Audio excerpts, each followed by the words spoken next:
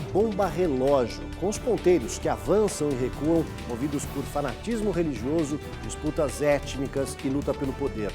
Tudo isso em meio à paralisia de regimes que ainda não saíram da Idade Média. Esse é o panorama de boa parte do norte da África e Oriente Médio, 4 anos após a Primavera Árabe, que não passou de uma rápida brisa de esperança para os povos das duas regiões.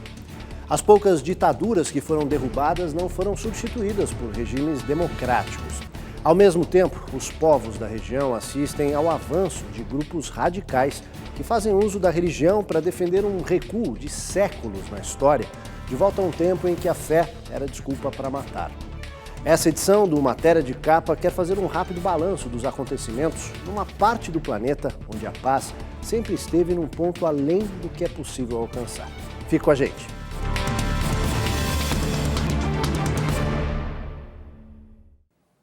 No complicado xadrez do Oriente Médio, não deixa de ser surpreendente a rapidez do avanço do grupo Estado Islâmico, o ISIS, tido atualmente como mais perigoso do que a Al-Qaeda.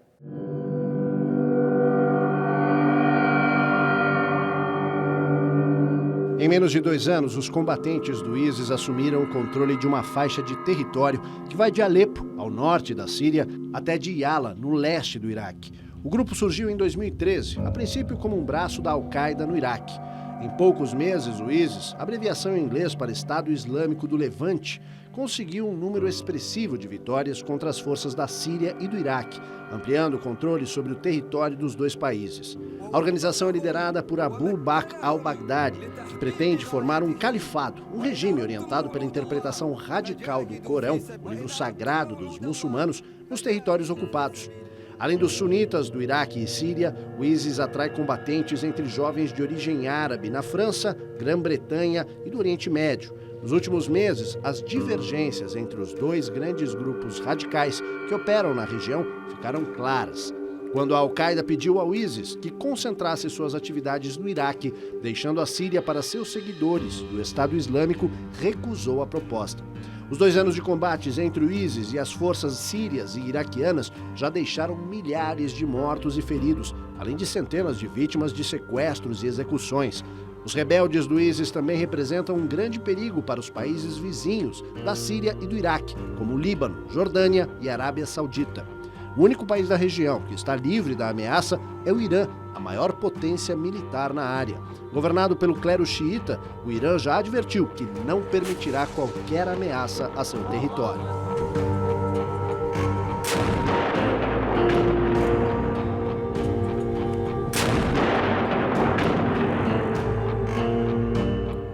Os conflitos políticos e religiosos registrados no Oriente Médio têm séculos de história e opõem grupos que, embora falando a mesma língua, não conseguem se entender. Os combatentes do Estado Islâmico pertencem à corrente dos muçulmanos sunitas, que disputam com os xiitas a herança de Maomé, o fundador da religião. A divisão entre sunitas e xiitas vem do século VII. Os sunitas se autoproclamam os legítimos herdeiros por seguirem a Sunna, ou seja, o resumo dos ensinamentos que teriam sido deixados por Maomé e interpretados pelos 4 califas, os principais chefes religiosos mais próximos do profeta, até sua morte, no ano de 632 d.C. Os xiitas também dizem que são os únicos herdeiros de Maomé por representar a linhagem de Ali, primo e genro do profeta. O atual governo do Iraque, chefiado pelo primeiro-ministro Nouri Malik, é de maioria xiita, ao contrário do antigo regime de Saddam Hussein, que era sunita. A guerra na região também envolve a etnia dos curdos, que reivindicam a criação de um Estado independente. Mas esse objetivo é difícil de ser alcançado porque o povo curdo se espalhou pelos territórios do Iraque, Irã, Síria e Turquia. Atualmente eles combatem o ISIS e recebem apoio de países ocidentais. Os Estados Unidos fornecem armas e munição, mas já deixaram claro que não apoiam a divisão do Iraque. Se cada um desses grupos tivesse seu próprio território, o Iraque teria de ser dividido entre sunitas, xiitas e curdos.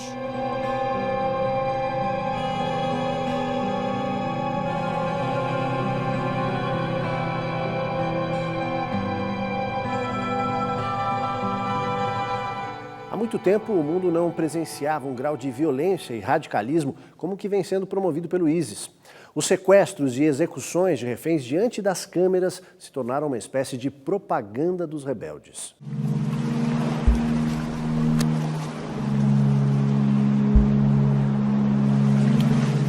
Fevereiro de 2015, Trípoli, na Líbia. 21 cristãos egípcios são decapitados pelos terroristas do Estado Islâmico. Uma semana antes, um piloto jordaniano é queimado vivo dentro de uma jaula. Agosto de 2014, o jornalista norte-americano James Foley é executado diante das câmeras. Os sequestros e execuções sumárias são apresentados como uma suposta forma de heroísmo. Foram inúmeros os atos como esses divulgados para o mundo inteiro, desde que o Estado Islâmico iniciou suas atividades, há menos de 2 anos. Até crianças são ensinadas a matar. Nos territórios ocupados pelo ISIS, mulheres e meninas são capturadas e usadas como escravas. Toda essa demonstração de violência ainda acaba atraindo voluntários, que deixam países da Europa e Oriente Médio para engrossar as fileiras desse exército medieval.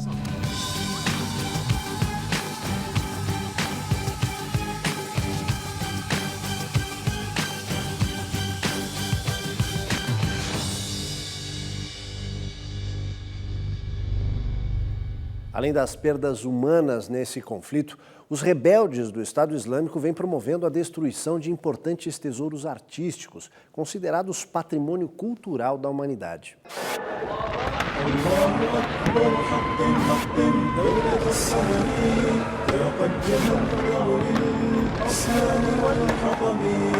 Movidos pelo ódio por um obscurantismo difícil de ser imaginado nos dias atuais, os extremistas muçulmanos destroem a marretadas estátuas e outras peças artísticas milenares no Museu de Nineveh, em Mossul, a segunda maior cidade do Iraque.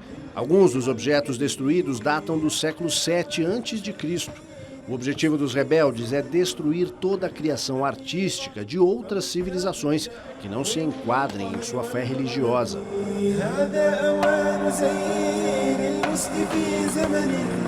Os fanáticos do Estado Islâmico também depredaram 2 sítios arqueológicos no Iraque, Nimrud e a antiga cidade de Hatra, considerados patrimônio histórico da humanidade pela Unesco. Algumas peças foram saqueadas dos museus e vendidas no mercado negro, ou trocadas por armas e munições.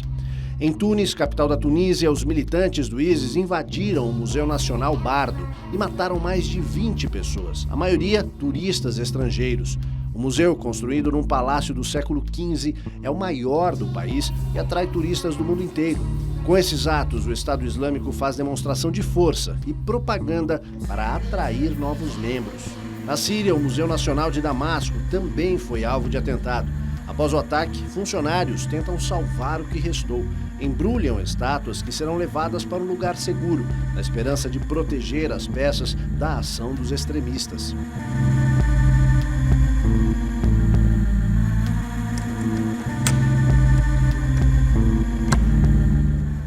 Hoje a Síria é o 3º país mais perigoso para os cristãos no mundo. Fica atrás apenas da Coreia do Norte e da Somália. A ONG Open Doors divulgou recentemente um relatório que aponta que em 2013 foram mortos mais cristãos lá do que em todo o globo no ano anterior. Conversamos com o arcebispo de Homs, Dom Jean Abdo Arbah, durante uma visita dele ao Brasil, na qual denunciou a perseguição a minorias promovida pelo Estado Islâmico. Houve a perseguição desde o princípio. Por exemplo, em Homs mesmo, o centro de Homs, onde eu vivo agora. Houve perseguição desde o princípio, inclusive em Homs. O centro da cidade estava nas mãos dos rebeldes. Eles não deixaram nenhuma casa, saquearam tudo e 90% das pessoas fugiram. Até a cidade ser liberada, deixar de estar nas mãos dos rebeldes, sobraram apenas 20 cristãos. 90% da gente se fugiram e até o final, antes da liberação, quedou solamente 20 cristianos nada mais. A destruição temos hoje Mas não é só em Homs. Há destruição em muitas cidades. Algumas estão totalmente destruídas. Casas, hospitais, escolas, igrejas e mesquitas. Não deixaram nada. O povo de Luxor está destruído totalmente. A gente começou a voltar depois da liberação de Qusair. O mais importante hoje, como ajuda esta gente pobre. As pessoas começaram a voltar depois da liberação de algumas cidades, mas o mais importante hoje para ajudar essas pessoas é a restauração e a reparação de suas casas, para que elas possam ao menos viver com dignidade. Em Homs, nossa catedral foi destruída, mas agora comecei a recuperar a minha casa para que as pessoas tenham confiança para voltar. Elas sempre procuram o pastor e se o pastor voltou, eles voltam. Recuperar e reparar o arcebispado Millau para viver, para que a gente tenha confiança de voltar a suas casas.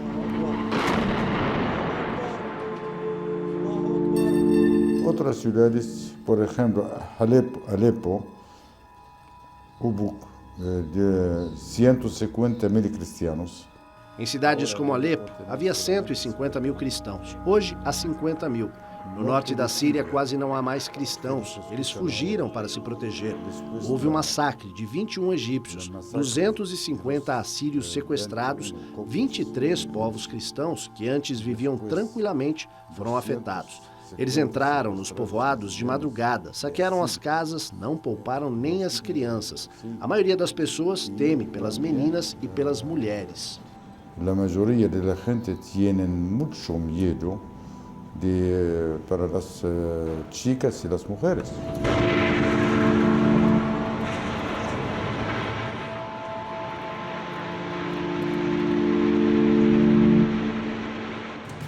Em instantes, em muitas regiões do Oriente Médio, só a religião leva a esperança de paz. E mais, os imensos desafios criados pela mistura de regimes feudais, luta pelo poder, guerras étnicas e religiosas.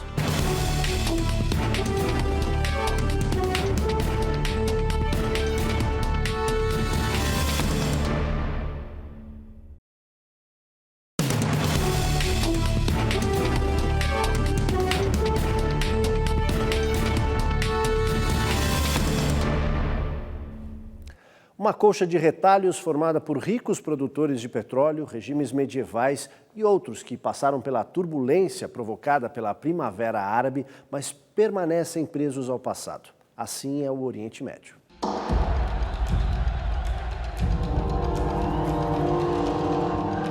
A Tunísia, no norte da África, foi o primeiro país a sofrer o impacto da Primavera Árabe. Era o mês de janeiro de 2011, quando um levante popular levou à deposição do presidente Ben Ali. Logo, a revolta se espalhou pelo norte da África e Oriente Médio. Durante 3 anos, após a derrubada de Ben Ali, o país passou por um período de instabilidade, até as eleições de 2014, que levaram ao poder uma coalizão de partidos de centro-direita. Mas grupos extremistas islâmicos, inconformados com o resultado das eleições, praticam atentados e tentam desestabilizar o governo. No Egito, o movimento que derrubou a ditadura de Hosni Mubarak em 2011 despertou a esperança de que, finalmente, o país iria caminhar para um regime democrático. Mas, desde então, o que se vê é uma alternância no poder entre grupos religiosos radicais, como a Irmandade Muçulmana, e os militares. O comandante do exército, o general Abdul Fattah al-Sisi, venceu as eleições presidenciais de 2014 e deu início a um novo regime de linha dura. Na Líbia, a revolta despertada pela Primavera Árabe levou à deposição do coronel Muammar Gaddafi, que governava o país havia 4 décadas. Em seguida, grupos rivais, alguns de orientação islâmica radical e outros não religiosos, passaram a disputar o poder. Atualmente, um governo eleito tem sede em Tobruk, enquanto os extremistas islâmicos ocupam a capital, Trípoli. E remanescentes do antigo Exército Nacional tentam governar a partir de Benghazi.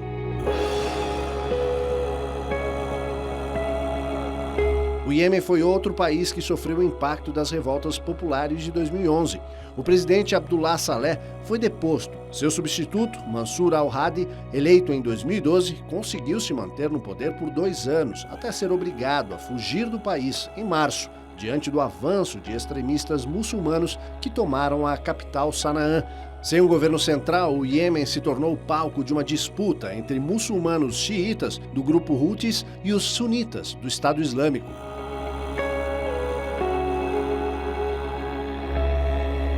Envolvida numa guerra civil que se estende por quase 5 anos, a Síria é o país onde se registra o conflito de maiores proporções, atualmente no Oriente Médio. A batalha entre as forças do governo do presidente Bashar Assad e dezenas de grupos rebeldes que tentam derrubá-lo já deixou mais de 200 mil mortos.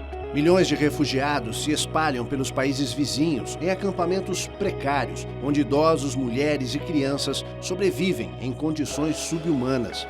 Assad já deixou claro inúmeras vezes que não renuncia e os rebeldes prometem manter a luta até a tomada do poder.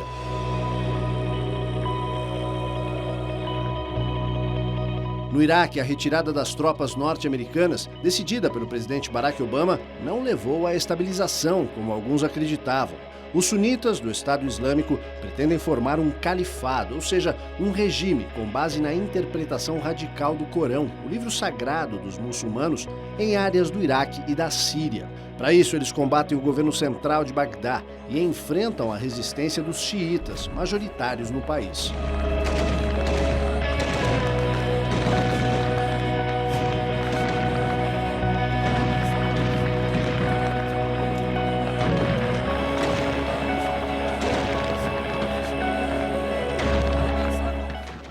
Obviamente, o mundo islâmico não é representado apenas pelo radicalismo de alguns grupos. O arcebispo de Homs faz questão de apontar diferenças entre moderados e o Estado Islâmico e de não perder a esperança numa solução que leve a paz à região. Sempre temos diálogos, nunca faltou o diálogo. Pero necessita de conhecer bem e saber bem. Os muçulmanes moderados pode dialogar com eles. E temos sempre diálogo. Sempre houve diálogo com líderes muçulmanos, mas vamos deixar bem claro, com os muçulmanos moderados, conversamos tranquilamente. Nunca faltou diálogo entre patriarcas das religiões, bispos, líderes. Sempre houve um senso de conciliação entre nós. Mas com o Estado Islâmico não é assim. O Papa convocou o grupo para dialogar, para aliviar o sofrimento das pessoas. Agora, se eles vão aceitar, acho que não. O Estado Islâmico, o Papa Francisco convocou a fazer reuniões de diálogo com eles para aliviar o sofrimento da gente. Mas eles aceitam, não creio. Sempre há perspectiva. Nunca faltou a perspectiva e a esperança. Sempre há. Em meio a toda essa confusão, um país vive isolado, sem vizinhos nos quais possa confiar e contando com apenas um aliado a milhares de quilômetros de distância. Estamos falando de Israel. Desde sua criação, em 1948, o Estado de Israel é um país isolado na geopolítica do Oriente Médio. Em todas as guerras que travou contra os vizinhos, não teve um único aliado regional. A primeira foi a independência, em 1948, quando derrotou uma coalizão de 5 países integrada pelo Egito, Síria, Iraque, Jordânia e Líbano. A segunda foi a Guerra dos 6 Dias, em 1967, quando venceu o Egito, Síria e Jordânia. E a terceira, a Guerra do Yom Kippur, quando o país foi atacado pelo Egito e Síria no principal feriado judaico. O conflito durou 3 semanas. Israel venceu todas essas guerras, impondo, além da derrota, uma séria humilhação aos inimigos. Os Estados Unidos, que fornecem ajuda militar e apoio político, são o único parceiro fiel do governo israelense, apesar de algumas disputas diplomáticas ocasionais no panorama político do Oriente Médio e Norte da África. Israel também se diferencia por constituir a única democracia em toda a região.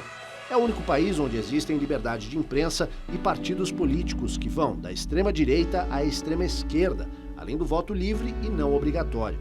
Na maioria dos países das duas regiões, predominam as monarquias e outros regimes autoritários, onde o poder é transmitido de uma dinastia para outra. Das grandes guerras em diversas frentes, o conflito israelense, nos últimos anos, passou a ser travado com os vizinhos mais próximos. os palestinos da faixa de Gaza e dos territórios ocupados da Cisjordânia.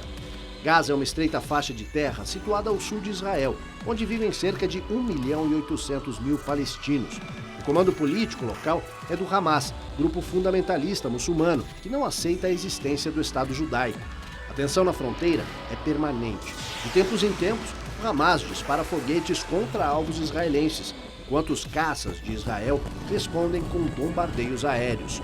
A leste de Israel ficam os territórios da Cisjordânia, boa parte ocupados ilegalmente, segundo as Nações Unidas, por assentamentos israelenses. Lá, os palestinos sonham em ter seu próprio Estado, como Israel tem o seu. Mas o governo de Tel Aviv, nos últimos anos, controlado pela extrema-direita de Benjamin Netanyahu, não aceita um acordo nesse sentido. Não é exagero dizer que a paz ali está a anos-luz de distância.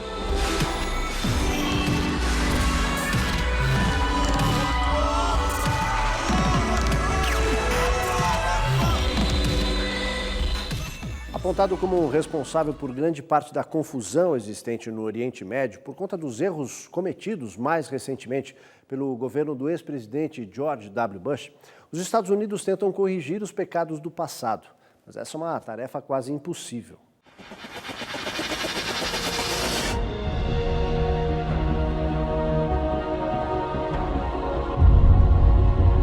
A invasão do Iraque pelas tropas dos Estados Unidos, ordenada pelo ex-presidente George W. Bush em 2003, resultou numa onda de desestabilização política e militar do país que se prolonga até hoje e parece longe do fim. A desculpa para a guerra, inventada pelos assessores de Bush, era de que o governo de Saddam Hussein escondia armas de destruição em massa, mas logo se descobriu que isso era apenas uma peça de ficção. 12 anos de guerra e centenas de bilhões de dólares gastos em armamentos resultaram apenas na destruição do país. Mais de 100 mil iraquianos, entre militares e civis, morreram. Além de 5 mil soldados norte-americanos. Saddam Hussein foi capturado em dezembro de 2003 e executado em seguida. Embora à custa de um regime autocrático, Saddam mantinha o Iraque sob controle político e militar, impondo uma convivência entre a minoria sunita, da qual ele fazia parte, e a maioria xiita. As tropas norte-americanas deixaram o Iraque em 2011, por decisão do presidente Barack Obama. Mas os Estados Unidos apoiam o governo do primeiro-ministro Haider Abadi, com ajuda militar e apoio aéreo na luta contra os radicais do Estado Islâmico, que tentam ampliar seu controle sobre áreas do território iraquiano. O último grande combate entre o exército iraquiano e os extremistas do ISIS foi travado em Tikrit, ponto estratégico situado entre as duas principais cidades do país, a capital Bagdá e Mossul. O governo garante ter retomado o controle de Tikrit.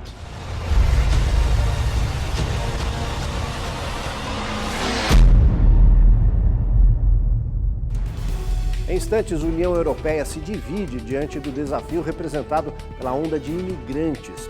E mais, os últimos acontecimentos numa região marcada por conflitos. A gente volta já.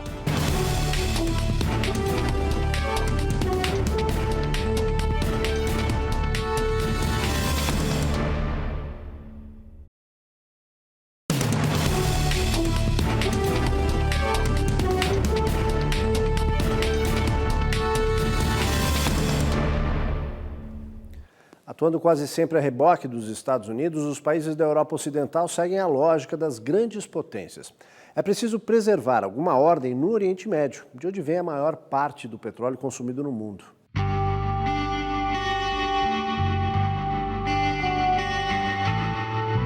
Além do petróleo, outro fator preocupa a França, a Inglaterra e a Alemanha, quando se trata do envolvimento nos conflitos atuais do Oriente Médio. A segurança interna em seus próprios territórios. Os governos de François Hollande, David Cameron e Angela Merkel procuram atuar de forma mais discreta, ao contrário dos Estados Unidos, para não acirrar tensões entre as comunidades muçulmanas.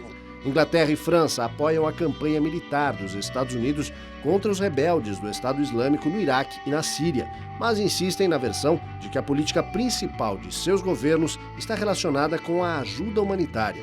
Pesquisas indicam que, em média, mais de 70% da população nos países da Europa Ocidental rejeitam o envolvimento militar direto nos conflitos e defende que qualquer iniciativa para a região deve partir das Nações Unidas.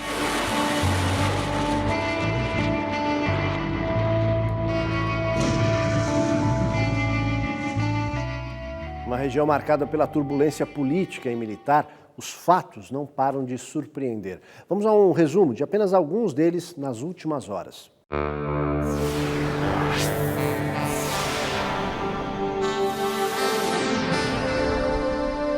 A entrada da Arábia Saudita no conflito do Iêmen e o anúncio da criação de uma força militar da Liga Árabe para atuar naquele confronto pode significar o fim do avanço dos radicais xiitas na região. Diante da expansão dos xiitas do grupo Houthis, que já controlam a maior parte do território iemenita, incluindo a capital Sanaã, aviões da Arábia Saudita vêm bombardeando as posições dos rebeldes. Ao mesmo tempo, os sauditas, com apoio do Egito, lideram um esforço para a criação de uma força militar integrada por combatentes da Liga Árabe para atuar naquele conflito e tentar restabelecer o governo do presidente iemenita Mansur Hadi, forçado a fugir do país diante do avanço da milícia xiita. O objetivo da Arábia Saudita é impedir a instalação, no vizinho Iêmen, de um governo radical xiita, apoiado pelo Irã e identificado com outras forças radicais que atuam na região, como o Estado Islâmico e a Al-Qaeda. Nem todas as nações da Liga Árabe, integrada por 21 países, devem participar da coalizão militar. A Síria e o Iraque, por exemplo, envolvidos em seus próprios conflitos, devem ficar de fora. Mas só a participação dos egípcios, sauditas e dos países do Golfo Pérsico, com exceção do Irã, já devem garantir a formação de um exército de mais de 40 mil homens. Na frente diplomática, o acordo alcançado com o Irã pelos Estados Unidos e a União Europeia, que impõe controle ao programa nuclear dos iranianos, deverá ter profunda repercussão na geopolítica regional. Pelo acordo, o Irã se compromete a enriquecer urânio apenas no limite necessário para alimentar suas centrais de energia elétrica e para pesquisas médicas, desistindo de produzir bombas nucleares. Em troca, Estados Unidos e União Europeia suspendem as sanções que vinham asfixiando a economia iraniana. Além da compra de petróleo iraniano, as potências ocidentais vão liberar os depósitos iranianos congelados em bancos da Europa e Estados Unidos. O acordo significou uma grande vitória diplomática para o presidente Barack Obama e também para o líder moderado Hassan Rouhani, que, ao contrário dos setores radicais do clero xiita, os verdadeiros detentores do poder no Irã, está mais sintonizado com as aspirações da sociedade iraniana. Além dos reflexos no mercado petrolífero, a entrada do petróleo iraniano deve contribuir para estabilizar os preços. O tratado deve levar o Irã a retirar o apoio a grupos radicais islâmicos que atuam em várias frentes na região.